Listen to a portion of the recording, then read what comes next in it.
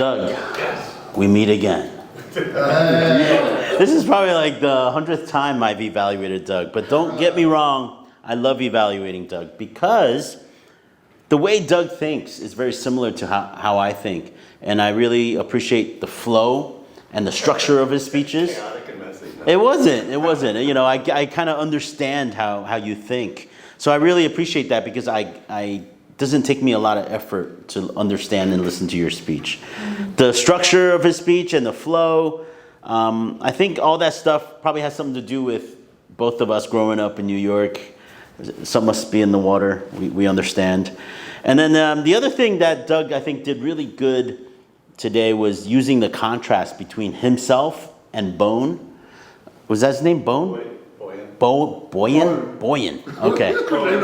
I never heard of a name named Boyan. I couldn't really get that part, but it's Dutch, okay. So, Boyan is a cannibal's name. When you write a speech, having contrast in your speech is very helpful because it can set up different things. And I think the purpose of him using that contrast today between himself and Boyan it was a little bit for humor. It was to show kind of how lazy he is versus somebody who's like, he saw the same problem, but he actually went to do something about it. So I thought some people can use contrast to really bring interest and differences. So using contrast in your speech is really important. So he did that really well. There's a few things that I would like to give for Doug is using twist. I thought there was a missed opportunity in his speech when he was talking about Boyan and how Boyan was going to make a decision. He was a freshman, and he could have set it up in a better way to really surprise us that he left college. And I think that was a little bit of a missed opportunity. That's considered a twist in a speech.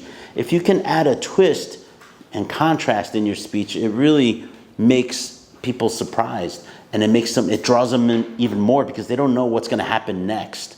So please, if you want to do that speech over again in the future, to add a twist. The other thing was Boyan. I wasn't really understanding how Boyan was your mentor. And so I was trying to connect it. I understand he inspired you.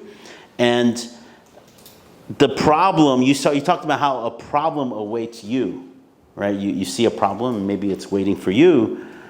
I think this article was waiting for you, and the mentor was kind of in there waiting for you. But could have maybe make that connection a little bit clearer for me. And the last thing I would suggest is to change. It changed your thinking, obviously, Boyan did. But there was not a very persuasive way to make me feel motivated to do something. I thought it was a very great speech in terms of the story and the layout. But if you want to persuade us to take action on something, there wasn't really a big connection with you. But otherwise, it was a great speech. Back to the general evaluator.